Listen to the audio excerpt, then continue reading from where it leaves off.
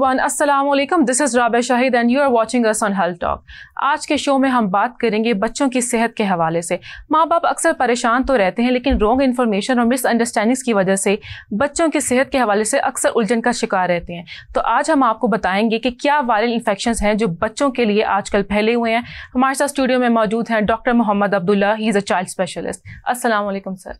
वालेकुम अस्सलाम। Welcome to health talk. Thank you sir, जैसे कि अभी मैंने बात की है कि आजकल का जो मौसम है, जैसे ही मौसम तब्दील होता है बच्चों की जो डिजीजेस हैं वो ज़्यादा से ज़्यादा शुरू हो जाती हैं। वायरल इन्फेक्शंस, फ्लू, कफ और बुखार वगैरह। तो बच्चों के लिए बेसिक हेल्थ के क्या स्टेप्स होते हैं जो पेरेंट्स को मौसम तब्दील होने से पहले ही ले लेने चाहिए? जिस तरह फर्स्ट ऑफ ऑल हम जानते हैं आजकल बारिशों का मौसम है, तो इसमें सबसे पहले तो जो सैनिटेशन है उसके लिए हमें बहुत ज़्यादा अवेयर होना पड़ता है। जिस तरह हमारे पास जो ड्रिंकिंग वाटर है, अगर हम उसकी बात कर लें तो सबसे पहला सोर्स वायरल इन्फेक्शंस के अंदर हमारे पास ड्रिंकिंग वाटर है। और फिर अगर हम बात करें तो प्रॉपर हैंड वॉशिंग है, और जो हम होम पे फूड लेकर आते हैं अगर उसको प्रॉपर वॉश करें, ख़ास तौर पे बच्चों के लिए जो सबसे मेन और इम्पॉर्टेंट चीज़ है वो हैंड वॉशिंग है। वो बहुत इंपॉर्टेंट एक फैक्टर है। फिर जिस तरह ईटिंग आउटसाइड है, फ्रूट्स लेकर आते हैं घर पे, और ख़ास तौर पे बच्चे क्योंकि ज़्यादातर शॉप्स वगैरह से चीज़ें लेते हैं और आउटसाइड ईटिंग करते हैं, तो उसको हम प्रोहिबिट कर सकते हैं। और ड्रिंकिंग वाटर पे मैं ख़ास तौर पे ये बात करूँगा कि हम मिनरल वाटर्स और आसपास आपको पता है कि फ़िल्टर वाटर्स का भी आजकल बहुत ज़्यादा एक रुझान चल पड़ा है, लेकिन जो बॉइल्ड वाटर है उसकी कोई भी वो मीट नहीं कर सकता। तो बेहतर ये है कि ड्रिंकिंग वाटर ख़ास तौर पे जो है वो बॉइल्ड वाटर होना चाहिए बच्चों के लिए, और सैनिटेशन को प्रॉपर इंश्योर हम करें तो उसके साथ काफ़ी बचा जा सकता है इन चीज़ों से। अच्छा डॉक्टर अब्दुल्ला, जैसे कि अभी आपने बात की कि मौसम तब्दील हुआ है, बारिशें हो रही हैं आजकल, तो इस मौसम में ऐसी कौन सी वायरल डिजीज़ेज हैं जो बच्चों में फैल रही हैं? अच्छा, इसके अंदर हमारे पास ना एज वाइज डिजीज़ेज ज़्यादा आती हैं। जिस तरह अगर हम बात करें कि टॉडलर्स के अंदर, तो उनके अंदर जो रोटा वायरस की वजह से वायरल डायरिया है वो बहुत ज़्यादा आता है, और इसके केसेस इन सीजन्स के अंदर बढ़ जाते हैं। और प्रॉपर इसके अंदर वही अगेन बात है कि बॉइल्ड वाटर है, आप अपनी हैंड सैनिटाइजेशन को अच्छा करें, घर के ऊपर जो आपकी सैनिटाइजेशन है, हाइजीन है, उसको बिल्ड करें तो वो काफ़ी बेहतर है। फिर उसके अलावा जो हमारे पास सीजनल फ्लू है, जिस तरह इन्फ्लुएंजा वायरस है और इस तरह की और वायरल डिजीज़ जिसमें बॉडी एचेस होना और उसके अलावा low grade two high grade fever होना, तो ये बहुत कॉमनली हमारे इस टाइम पीरियड के अंदर चीज़ें आती हैं। ठीक है। अच्छा डॉक्टर अब्दुल्ला, ये भी कहा जाता है कि अगर फ्लू होता है ना, आपको बच्चे हैं, बड़े हैं, तो मेडिसिन नहीं लेनी चाहिए फ्लू को ट्रीट करने के लिए, उसको छोड़ देना चाहिए, बहने देना चाहिए। इज इट अ मिथ कि मेडिसिन लेनी चाहिए? देखें, जहाँ तक मिथ्स की बात है वो तो हमारे मुल्क में बहुत ज़्यादा चलती हैं, तो उसके अगेंस्ट मैं थोड़ी सी बात करूँगा कि हर डिजीज़ के अपना कोर्स ऑफ इलनेस है। बिल्कुल। और हर डिजीज़ के अपने सिम्टम्स हैं, और उसने जितना टाइम लेना है उसने लेना है। ख़ासतौर पे वायरल डिजीज़ जो हैं वो कुछ टाइम तक रहती हैं, लेकिन उसके बाद सबसाइड हो जाती हैं। हमें most of the time treatment भी करने की ज़रूरत नहीं होती, बट समटाइम्स अगर कोई डिजीज़ प्रोलॉन्ग होती है, कोर्स ऑफ इलनेस ज़्यादा होता है, ख़ास तौर पे बच्चों के अंदर हमारे पास जो वायरल इलनेसेस हैं वो नमूनिया की तरफ भी चली जाती हैं। तो इन दैट सॉर्ट हमें फिर कोशिश करनी चाहिए कि अगर कोई भी वरीसम सिम्टम्स आ रहे हैं, कुछ डेंजर साइंस, जिस तरह ये फ्लू लाइक इलनेस के बाद डेंजर साइंस ये आता है कि बच्चों के सांस की रफ्तार तेज़ होने लग जाती है, और उसके अलावा सैचुरेशन वो रूम एयर पर मेंटेन नहीं करते, नीले पड़ने लग जाते हैं, और अगर उनकी जो इनटेक है वो बिल्कुल ड्रॉप कर जाती है, तो उस सूरत के अंदर हमें एज सुन एज पॉसिबल अपने जो भी करीबी डॉक्टर हैं या एक क्वालिफाइड हॉस्पिटल में हमें जाके वहाँ पर हमें चेक करवा लेना चाहिए। ठीक है। अगर हम डेंगू की बात करें या टाइफाइड है, नमूनिया जैसे अभी आपने जिक्र किया, जॉन्डिस है, बच्चों में ये ज़्यादा चीज़ें बहुत ज़्यादा हैं, तो इसकी क्या वजह होती है? देखें, ये सारी जो आपने भी जितनी भी डिजीज़ का नाम लिया है, माँ सिवाय मलेरिया के, ये ज़्यादा वायरल है। डेंगू भी वायरल है, ठीक है। उसके अलावा जॉन्डिस की आप बात करते हैं तो बच्चों के अंदर पीडियाट्रिक्स के अंदर मोस्टली वायरल हेपेटाइटिस होता है। अब ये भी अगेन वही वाटर बोर्न इलनेस है, और इसके अंदर जो मेन चीज़ें यही हैं कि हमारी सैनिटाइजेशन इंश्योर होनी चाहिए। जिस तरह अब कार्ट फूड है, बच्चे बहुत पसंद करते हैं, बाहर फ्राइज़ मिलती हैं, यूजुअली जाते हैं, ले के आ जाते हैं, खाते हैं, और इसके अलावा ड्रिंक्स वगैरह यूजुअल जो शॉप्स वगैरह हैं वहाँ से ले लेते हैं, प्रॉपर हैंड वॉशिंग नहीं होती, तो उसके थ्रू ये स्प्रेड आउट करता है। ये बेसिकली डर्टी प्लेसेस के ऊपर फ्लीज, जिस तरह मक्खियाँ वगैरह बैठती हैं बाहर, तो उन चीज़ों पे रिजाइड करता है। अगेन उसके अंदर हमारी मेन जो चीज़ यही आती है कि हम बच्चों को प्रॉपर गाइडेंस दें, उनको बताएं कि बेटा अगर बाहर से चीज़ वगैरह खानी भी है तो आप प्रॉपर हैंड वॉशिंग के साथ, या पहले आप जहाँ से ले रहे हो तो देख लो कि वहाँ पे ठीक से बन रहा है कि नहीं बन रहा। और डेंगू का खास तौर पे ये है कि जो डैम्प वाटर्स हैं, आजकल जिस तरह बारिश हो रही है, अगर हमारे घर में कहीं पे भी पानी खड़ा होता है तो हम वो खड़ा ना होने दें, बिकॉज ये उस जगह के ऊपर जो है वो प्रोड्यूस होता है। तो उसको अवॉइड करें। अच्छा, अगर हम बात करें सिटी लाइफ की और विलेज लाइफ की, ऑब्वियसली सिटी लाइफ में बहुत सारा फैसिलिटीज़ जो हैं वो अवेलेबल होती हैं बच्चों के लिए, माँ बाप के लिए। विलेज में इतना नहीं होता फैसिलिटीज़ का रुझान, तो इस हवाले से क्या कहेंगे कि क्या सिटी लाइफ में बेहतरी है बच्चों की सेहत के हवाले से? देखें, हर जगह के अपने प्रोज एंड कॉन्स होते हैं। रूरल लाइफ में आपको थोड़ा सा, मैं कहता हूँ कि आपको वहाँ पे डाइट की जो अवेलेबिलिटी है वो as compare to city life के ज़्यादा अच्छी है, लेकिन अगेन सिटी में पोल्यूशन ज़्यादा, बिल्कुल सिटी में पोल्यूशन ज़्यादा है और फैक्टर्स काफ़ी इस तरह के हैं कि जो इन्वॉल्व हो जाते हैं। हर जगह के अपने प्रोज एंड कॉन्स हैं, लेकिन अगेन रूरल लाइफ के अंदर ज़्यादा जो हम विलेज एरियाज़ के अंदर देखते हैं वहाँ पे कच्चे मकान होते हैं, वाटर सप्लाई इतनी अच्छी नहीं होती, और अगर हम सफाई का निज़ाम भी देख लें, जिस तरह शहरों के अंदर हमारा डिस्पोजल का सिस्टम है वो थोड़ा सा अच्छा है, ड्रेनेज सिस्टम ज़्यादा अच्छा है, लेकिन रूरल लाइफ वाली साइड पे इस तरह नहीं होता। वहाँ पे बच्चों में ज़्यादातर हमारे पास वर्म इन्फेस्टेशन के केसेस ज़्यादा आते हैं, स्किन डिजीज़ ज़्यादा आती हैं, और उसके अलावा जिस तरह मैंने आपको बताया कि वाटर डिस्पोजल नहीं है, तो जो डैम्प वाटर है और वो जो पीने वाला पानी है उसकी मिक्सिंग के साथ जो फिर ये हमारे GIT के इशूज़ आते हैं, ये सारे वहाँ पे एज़ कम्पेयर टू सिटी के ज़्यादा होते हैं। लेकिन विलेज लाइफ के बच्चे हमने देखा है कि स्ट्रॉन्ग होते हैं मेंटली भी और फिजिकली भी। अगेन वही बात है ना डाइट की अवेलेबिलिटी की। वहाँ पे डाइट के अंदर आपको चीज़ें कुछ ऐसी हैं कि वहाँ से हमारे पास आ रही हैं, लेकिन वहाँ वालों के पास रेडिली अवेलेबल है। और अगर एक और चीज़ भी देखी जाए तो हमारे यहाँ पे जिस तरह सिटी लाइफ है, यहाँ पे शहरों के अंदर ज़्यादातर होता है कि जंक फूड ईटिंग ज़्यादा करना। बच्चों को स्टार्टिंग से ही मदर हमारे पास आती हैं, डॉक्टर साहब बच्चा कुछ नहीं खा रहा, हमें सप्लीमेंट्स लिख दें, और वो गाँव की खातून को सप्लीमेंट का पता ही नहीं होता। उसने बच्चे को स्टार्ट से ही जो है वो न्यूट्रिशन स्टार्ट करनी है, जो वो खाती है उसने बच्चे को खिलाना है। हमारे यहाँ पे अनफॉर्चुनेटली पेरेंट्स भी जो है वो जंक फूड और बाहर की ईटिंग ज़्यादा करते हैं, तो बच्चे भी उनको फॉलो करके उस चीज़ को अडेप्ट करते हैं।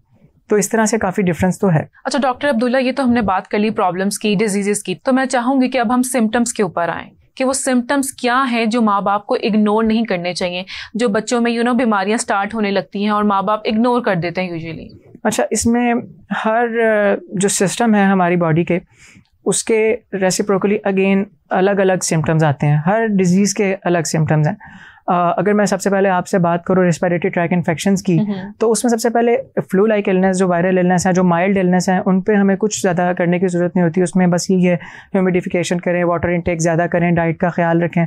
लेकिन अगर अगेन इसके अंदर जो मैंने थोड़ा पहले बात की थी, सांस की रफ्तार तेज़ हो जाना और बच्चे का कुछ ना खाना पीना, बुखार की शिद्दत मज़ीद बढ़ जाना, बहुत हाई ग्रेड फीवर हो जाना, उसके साथ अगर फिट्स वगैरह होने लग जाते हैं, बच्चा बिल्कुल भी अराउजल नहीं कर रहा, बिल्कुल एक्टिव नहीं है, तो फिर उस सूरत में हमें जो है ना इसमें थोड़ा सा ख्याल करना चाहिए। फिर अगेन अच्छा माँ बाप ये भी नहीं देखते, वो किसी भी डॉक्टर के पास बच्चों को ले जाते हैं। चाइल्ड स्पेशलिस्ट के पास जाना कितना ज़रूरी है, क्योंकि बच्चों की सेहत के हवाले से कॉम्प्रोमाइज़ नहीं करना चाहिए। जी बिल्कुल। इसमें सबसे पहले मैं ये बात करूँगा कि जब भी किसी डिज़ीज़ को हम ट्रीट करते हैं, सबसे पहले उस डिज़ीज़ का डायग्नोज होना बहुत ज़रूरी है। एक जर्नल फिजिशियन जो भी है वो बेसिकली, नो डाउट मैं किसी को ये नहीं कह रहा कि उसके पास नॉलेज नहीं है या किसी को कुछ आता नहीं है, बट अगेन समहाउ कुछ चीज़ों में लैग कर रहे होते हैं। जो एज अ चाइल्ड स्पेशलिस्ट एक बंदा डेली कुछ डिजीज़ेस को देख रहा है और एक बंदा जो कि ऑफ एंड ऑन देख रहा है, उसको बिल्कुल आइडिया नहीं होगा। अगेन किसी भी बीमारी की सबसे पहले तशखीस होना और उसके बाद उसका इलाज होना ही उसके लिए प्रॉपर बेनिफिशियल है। अगर आप बीमारी को पहले डायग्नोज ही ना सही से कर पाएँ, फिर उसका ट्रीटमेंट किस तरह से सही हो सकता है। अच्छा, if we talk about the kids, उनका इम्यून सिस्टम जो है वो वीक होता है एज़ कम्पेयर टू अडल्ट, इतना स्ट्रॉन्ग नहीं होता। तो फॉर एग्जाम्पल अगर किसी बच्चे को डेंगू हो जाता है या खुदा ना खास्ता मलेरिया हो जाता है, तो बच्चों के लिए क्या ट्रीटमेंट है? अच्छा, treatment as per disease wise again हमारे वो प्रोटोकॉल्स होते हैं, उनको हम फॉलो करके आगे चलते हैं। लेकिन इम्यूनिटी बिल्डिंग सबसे पहली बच्चे की जो ना वो स्टार्ट से बचपन से होती है, शुरू हो जाती है जैसे वो पैदा होता है। हमारे यहाँ पे थोड़ा सा इस चीज़ में भी रुझान मुख्तलिफ है। मदर फीड को डिस्करेज किया जाता है, जो कि सबसे पहला एलिमेंट है, जो कि बच्चे का हक है, उसको वो प्रॉपरली सही तरीके से नहीं मिल पाता। तो मदर फीड एक ऐसा एक इंग्रेडिएंट है बच्चे की लाइफ में कि जो कि उसकी इम्यूनिटी को भी बिल्ड करता है और फर्दर उसको आगे लाइफ में आने वाली जो कि अर्ली स्टार्ट फर्स्ट ईयर के अंदर आती हैं, उनसे भी वो स्ट्रॉन्ग करता है। तो जब हम 6 मंथ्स तक बच्चा आता है तो उसको हम कहते हैं वीनिंग स्टार्ट करने के लिए, कि हम थोड़ी बहुत डाइट उसके अंदर ऐड ऑन करते हैं। अब अगेन वहाँ पे भी हमारे मुल्क में इस तरह से कोई नहीं है कि बच्चों को, मदर्स को गाइड किया जा सके कि आपने बच्चे को कौन सा फूड प्रॉपर देना है और किस लिहाज से देना है, कितनी क्वांटिटी देनी है। इधर से जो है इम्यूनिटी स्टार्ट होती है। फिर अगेन जब बच्चे बीमार होते हैं ख़ासतौर पे, तो उनका हाइड्रेशन स्टेटस बहुत ज़्यादा इंपॉर्टेंट है, तो हम वो हाइड्रेशन पे इतना फोकस नहीं करते। और फिर अगेन माइल्ड सिम्टम्स की तरफ से मॉडरेट टू सीवियर की तरफ जाते जाते हमें ये ख्याल नहीं रहता कि हमें कब इनको एवेलुएट करवाना है। तो ये चीज़ें बहुत इसमें काउंट होती हैं। फिर अच्छा डॉक्टर अब्दुल्ला, अभी आप बात करें इम्यूनिटी बिल्डिंग की और आप उसके साथ साथ आपने बात की है डाइट की, तो बेसिकली बच्चे खुद से अपनी डाइट बेहतर नहीं कर सकते, ये मदर्स की ड्यूटी होती है। तो माओ को क्या मैसेज देना चाहेंगे, उन्हें क्या बताना चाहेंगे कि बच्चों की डाइट को कैसे बेहतर किया जा सकता है? सबसे पहले तो जो ईटिंग आउटसाइड है, जिस तरह कैंडीज, चॉकलेट, जंक फूड बच्चे तो आजकल तो बिल्कुल कोल्ड ड्रिंक्स वगैरह से, इनसे तो स्ट्रिक्टली अवॉइड करें। अब होता क्या है कि इसका ग्लाइसेमिक इंडेक्स इन चीज़ों का बहुत ज़्यादा है। अब वो बच्चा थोड़ी बहुत चॉकलेट खा लेता है, उसको पता लग जाता है मैं ईजी हूँ, मुझे बहुत खाने की जरूरत नहीं है। मदर्स भी आके ये कंप्लेन करते हैं कि हम खिलाने की कोशिश करते हैं, खाते नहीं हैं। तो जब उनकी एपेटाइट इस तरह से बिल्ड नहीं होगी तो वो खा नहीं सकते। तो सबसे पहली चीज़ तो ये है कि उनकी स्टार्टअप ही हम घर में चीज़ें जो बनाते हैं, देखें घर में बनने वाली हर चीज़ हेल्दी है अनटिल अनलेस कि हम उसको सही तरीके से कुक ना करें या प्रिपेयर उस तरीके से ना करें। तो होम मेड फूड जो भी आप बच्चे को दे रहे हैं उसको थोड़ा सा अट्रैक्टिव बनाएं। मैं अक्सर अपने पेशेंट्स को कहता हूँ कि आप अगर घर में नगेट्स बनाते हैं तो उसकी शेप स्टार की बना लें, कोई और इस तरह की शेप बना लें कि बच्चा उसको देखे, लाइक करे खाने के लिए। फिर फूड को थोड़ा सा बच्चे के लिए ना इस तरह से बनाए कि वो उसमें इंटरेस्ट ले। हमारे यहाँ पे ये चीज़ लैक करती है। अब मदर कहती है नहीं खाता तो ना खाए, मैं भी फिर एक ठीक है, वो भी एक लिमिट तक कोशिश करती हैं, फिर डॉक्टर्स के पास आती हैं, सप्लीमेंट्स लिखवाती हैं, जो कि प्रॉपर एक हल नहीं है। तो पेरेंट्स परेशान तो बहुत होते हैं बच्चों की सेहत के लिए, लेकिन समटाइम्स उनके पास सही इन्फॉर्मेशन नहीं होती है, मिसअंडरस्टैंडिंग्स की वजह से वो अपने बच्चों का उस तरह से ख्याल नहीं रख पाते और खुद परेशान भी रहते हैं। तो मैं चाहती हूँ कि आप ऑडियंस को बताएं कि अवेयरनेस कितनी ज़रूरी है। अवेयरनेस बहुत ज़रूरी है। मेरा ख्याल है कि अगर देखें नॉर्मली एक नॉर्मल वेल ग्रोइंग बच्चे के लिए आपको मेरा नहीं ख्याल कि कोई कंसल्टेशन वगैरह की एवेल्युएशन करवाने की ज़रूरत है। लेकिन अगर आपको कोई बच्चा लगता है कि वो स्टडीज़ में लैग बिहाइंड कर रहा है, वो ग्रोथ प्रॉपर्ली उस तरह से नहीं कर रहा जिस तरह एक नॉर्मल बच्चा करता है, तो आपको इमीडिएटली जितना जल्दी हो सके उसको एवेल्युएट कराना चाहिए। अगेन अवेयरनेस डाइट के लिहाज से भी है, अवेयरनेस उसकी मेंटल एक्टिविटी के लिहाज से भी है, अवेयरनेस उसकी फिजिकल एक्टिविटी, ये सारी चीज़ें बहुत इंपॉर्टेंट है। अगर हम खाली बात कर लें कि डाइट अच्छी कर लें, वो रोल प्ले नहीं कर सकता। मेंटल एक्टिविटीज़ भी होनी चाहिए, फिजिकल एक्टिविटीज़ भी होनी चाहिए, सारे प्रोपोर्शन इकट्ठे करके ही बच्चे को आगे ग्रोथ की तरफ लेके जाते हैं। डॉक्टर अब्दुल्ला, कितने मंथ्स बाद बच्चों का जो है वो रेगुलर चेकअप होना चाहिए? एक हेल्थी ग्रोइंग बच्चे को मैंने जैसा बताया ज़रूरत नहीं होती, बट अगर आपको लगता है कि आपका बच्चा जो है वो लैग बिहाइंड कर रहा है तो एवरी 3 to 6 मंथ्स आपको एवेल्युएशन करवानी चाहिए। हमारे पास ग्रोथ चार्ट्स होते हैं, उसके ऊपर हम बच्चों की height and weight according to age plot करते हैं और देखते हैं कि बच्चा अपनी एज के मुताबिक ठीक तरीके से बढ़ रहा है कि नहीं बढ़ रहा। अगर कहीं पर भी कोई इशू आता है तो हम पेरेंट्स के साथ कम्युनिकेट करते हैं, उनको काउंसिल करते हैं और फिर जो उसकी कॉज है उसको कोशिश करते हैं जानने की कि इस तरह क्यों हो रहा है। फ्रूट्स, वेजिटेबल्स और ये सारी चीज़ें जो होती हैं ये डाइट में कितना रोल करती हैं बच्चों के? देखें फ्रूट्स तो बहुत इंपॉर्टेंट है, हाई सोर्स ऑफ फाइबर है। अगेन वेजिटेबल्स बहुत इंपॉर्टेंट है, ग्रीन लीफी वेजिटेबल्स बहुत इंपॉर्टेंट है, फॉलिक एसिड, इस तरीके से जो हमारे पास रेड मीट है विटामिन B12 डिफिशिएंसी को कवर करने के लिए वो बहुत इंपॉर्टेंट है। तो ये हमें स्टार्टअप से ही 6 मंथ्स के बाद ही, जैसे बच्चा वीनिंग स्टार्ट होती है अबाउट 8 to 9 मंथ्स पे, हम पेरेंट्स को गाइड करते हैं कि इसको वेजीज ऐड करें, फ्रूट्स ऐड करें। तो ये चीज़ें साथ साथ रोल प्ले करती हैं। स्नैक टाइम में जो बच्चों को शाम को आप देना चाहते हैं उसमें कोशिश करें कि एक टाइम आपका प्रॉपर मील जो है फ्रूट्स का होना चाहिए ताकि उसकी जो न्यूट्रिशन है उसके अंदर वो बैलेंस आ जाए। ठीक है। अच्छा, कोई बेसिक इंपॉर्टेंट टेस्ट हैं जो बच्चों के करवाने चाहिए पेरेंट्स को अर्ली एज में? देखें हर एज के हिसाब से बच्चों की स्क्रीनिंग्स होती हैं। हमारे यहाँ पे न्यूडेंटल एज के अंदर start right after the birth कुछ बच्चे ऐसे होते हैं कि जिनको ज़्यादा स्क्रीनिंग कोई हाई रिस्क फैक्टर्स होते हैं, लेकिन हम बेसिक थायराइड प्रोफाइल हर बच्चे का पैदाइश के बाद करवाते हैं। उसमें हमें पता लग जाता है कि अगर किसी बच्चे को भी कंजेंटल हाइपोथायराइडिज्म का इशू है तो उसको हम ट्रीट कर सकें, जो कि ट्रीटेबल है, और उसके अगर ट्रीट ना कर सकें तो बहुत मेजर रिस्क फैक्टर साइंस आते हैं। अब अगेन जिस तरह बच्चा ग्रोन अप होता रहता है तो बच्चों में जो हमारे पास आता है एनीमिया, एक जो हमारे यहाँ पे खून की कमी का बहुत बड़ा मसला है, वो आ सकता है। फिर उसके अलावा रिकेट्स की बीमारी है, विटामिन D और कैल्शियम डेफिशिएंसी की वजह से वो आ सकती है। तो उसके हम अकॉर्डिंगली जो है बच्चा हमारे पास जब कोई सिम्टम्स के साथ आता है तो हम उसको एवेल्युएट करते हैं। अच्छा, बच्चों के लिए अक्सर हम देखते हैं कि जो पेरेंट्स हैं ना वो घर पे होम रेमेडीज़ भी बनाते हैं। फॉर एग्जांपल हल्दी का दूध है, इस तरह की और भी चीज़ें होती हैं, तो उस हवाले से क्या कहेंगे, करना चाहिए? बिल्कुल, देखें इन चीज़ों को तो हम निगेट नहीं कर सकते। अगेन हर चीज़ की अपने बेनिफिट्स हैं, लेकिन ये तब तक काम करते हैं कि जब तक आपको लग रहा है कि माइल्ड इलनेस है। हल्दी वाला दूध हो गया, अक्सर माएँ कावे बना के बच्चों को देती हैं। उनकी कुछ समहाउ कुछ लेवल तक उसका इफेक्ट आता है, लेकिन समटाइम्स वो नुकसानदेह भी होते हैं। जिस तरह अक्सर हमारे पास अंडर 6 months ऑफ एज के बच्चे आते हैं, उनको घर में कावे और उसके अलावा और काफ़ी चीज़ें अवेलेबल है मार्केट में, वो देते हैं, तो उसके साथ बच्चों को ब्लॉटिंग के इश्यूज़, स्टूल्स के इश्यूज़ बहुत ज़्यादा आते हैं, तो फिर हमें उनको हम अवॉइड करते हैं यूजुअली।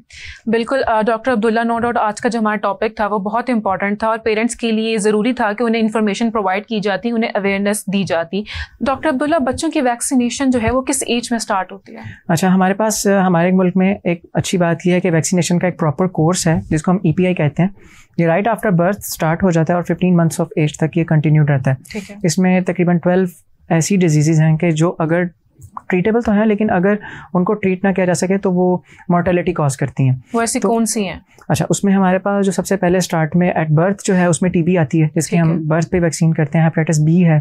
फिर उसके अलावा जो हमारे आगे ऑनवर्ड कोर्सेज आते हैं उसमें हमारे पास जो है मेनिंजाइटिस है, वो बहुत एक ऐसी बीमारी है कि उसका नाम भी अक्सर गर्दन तोड़ बुखार के तौर पे जाना जाता है। उसके लिए ट्रीटमेंट है, मीजल्स के लिए है, फिर रूबेला के लिए है, और इसके अलावा डिफ्थीरिया है, टेटनस है। तो ये सारी वो बीमारियां हैं कि जो कि मोर्टेलिटी कॉज करती हैं, लेकिन वैक्सीनेशन के थ्रू हम इनको सेव कर सकते हैं। तो किस एज तक ये कंटिन्यू रहती है? ये 15 months तक यूजुअली गवर्नमेंट पे जो EPI के साथ आती हैं उसमें है, और कुछ प्राइवेट लेवल पे भी वैक्सीनेशन होती हैं मुख्तलिफ बीमारियों के लिए। इसमें हमारे पास चिकन पॉक्स की वैक्सीन भी जो वो प्राइवेट होती है, और इसी तरीके से कुछ जो हमारे EPI के अंदर शेड्यूल में ही है, मेनिंजाइटिस जिससे मैं बात कर रहा हूँ, उसके कुछ एक्स्ट्रा वेरिएंट्स जो हैं वो हमारे पास प्राइवेटली अवेलेबल होते हैं, उसकी भी वैक्सीनेशन होती है। फिर इसी तरीके से नमूनिया की वैक्सीनेशन हमारे पास इसमें आती है। तो अगेन ये वो वैक्सीनेशन है कि जो बहुत इंपॉर्टेंट है, और अनफॉर्चुनेटली हमारे कुछ ऐसे पेरेंट्स हैं जिनको एजुकेशन लेवल लो होने की वजह से वो कहते हैं कि ये नहीं लगवानी चाहिए, इससे बच्चों में बांझपन का मसला आ जाता है, बच्चों के और बड़े प्रॉब्लम्स आ जाते हैं, ये कोई साजिश है हमारे बच्चों के खिलाफ जो इंजेक्शन लगाने वाली है, या जिस तरह पोलियो के कतरे नहीं हमने पिलाने। मेरा ख्याल है कि ये इन्फॉर्मेशन नहीं, लैक ऑफ इन्फॉर्मेशन है, और सबसे पहले पेरेंट्स को हमें गाइड करना चाहिए कि ये वो बीमारियां कि जिनके साथ या तो मोर्टेलिटी है या मॉर्बिडिटी है। मॉर्बिडिटी किस सूरत में हो सकती है? बच्चा माजूर हो सकता है, या लेटर ऑन लाइफ में उसकी कॉम्प्लिकेशंस आ सकती हैं। तो अगर हमारे पास ये चीज़ें हमें फ्री ऑफ कॉस्ट मिल रही हैं तो हमें इनको अवेल करना चाहिए। फिर गवर्नमेंट पाकिस्तान में अवेलेबिलिटी है, बिल्कुल EPI हमारे पास शेड्यूल है, ये बर्थ के ऑनवर्ड स्टार्ट होता है और टिल 15 months ऑफ एज तक ये कंटिन्यूड रहता है। और उसके अलावा हमारे मुल्क में वक्तन फवक्तन कुछ जो है ये गवर्नमेंट लेवल के ऊपर भी चीज़ें इनिशिएट होती रहती है। जैसे पोलियो की मुहिम हमारे चलती रहती है, इसके अलावा कुछ अर्सा पहले मीजल्स के लिए हुआ था, फिर टाइफाइड के लिए हुआ था। तो ये बच्चों की जो हमारे पास एज पर नॉलेज और हमारा जो डाटा इकट्ठा होता है उसके अकॉर्डिंगली ये होती रहती हैं। अगर कोई प्राइवेट लेना चाहे फिर? जी, अवेलेबिलिटी है। अगेन उसमें कुछ कॉस्टली नहीं, इतनी ज़्यादा कॉस्टली भी नहीं है, लेकिन अगेन अगर हम डिजीज़ को देखें और उसकी वैक्सीनेशन की कॉस्ट को देखें तो इतना कोई डिफरेंस नहीं है, बच्चा सेव हो जाता है। बिल्कुल, ये थोड़ा सा इसमें है। तो मैं चाहूँगी कि लास्टली आप कुछ पेरेंट्स के लिए कुछ मैसेज दें, कुछ अवेयरनेस के लिए उन्हें बताएं कि बच्चों की सेहत का ख्याल कैसे रखा जा सकता है। सबसे पहले तो बच्चों की सेहत के अंदर इम्पॉर्टेंट जो है वो हाइजीन बहुत इंपॉर्टेंट है, पहला फैक्टर है। आप हाइजीन को इंश्योर करें। उसके अलावा डाइट को, जो डाइट हमारा है ना वो मेन फैक्टर है, बिल्डिंग ब्लॉक है बॉडी का, तो उसको इंश्योर करें कि हम बच्चों को हेल्दी डाइट दें। स्क्रीन टाइम बच्चों का कम से कम रखें, बच्चों को हेल्दी एक्टिविटीज़ में इन्वॉल्व करें, बच्चों के साथ कम्युनिकेशन ज़्यादा करें। ये कम्युनिकेशन भी बहुत लैक कर रहा है, हम बच्चों के साथ कम्युनिकेट नहीं करते, घर पे सारे स्क्रीन टाइम घर पेरेंट्स का भी बहुत ज़्यादा है, इस तरीके से बच्चे भी उसमें इन्वॉल्व होते हैं। तो इन चीज़ों को इनकॉर्पोरेट करें, एजुकेशनल एक्टिविटीज़ बढ़ाएं, तो इनका बहुत पॉजिटिव रोल आता है। और अगेन कोई भी सिम्टम्स आपके बच्चे को आपको लगता है वही समय, बजाय इसके कि उसको इग्नोर करें, प्रॉपर टाइम पे और प्रॉपर उसको एवेलुएट करा के उसको जल्द अज जल्द ख़त्म करने की कोशिश करें। बहुत शुक्रिया doctor Abdullah for coming here and joining us. और बहुत ज़रूरी था कि इन्फॉर्मेशन जो है ये लोगों तक पहुंचाई जाए, पेरेंट्स तक पहुंचाई जाए। बहुत शुक्रिया, और आप सबका बहुत शुक्रिया, आप सबने हमें देखा। आप सबसे मुलाकात होती है नेक्स्ट शो में, तब तक के लिए अल्लाह हाफ़िज़।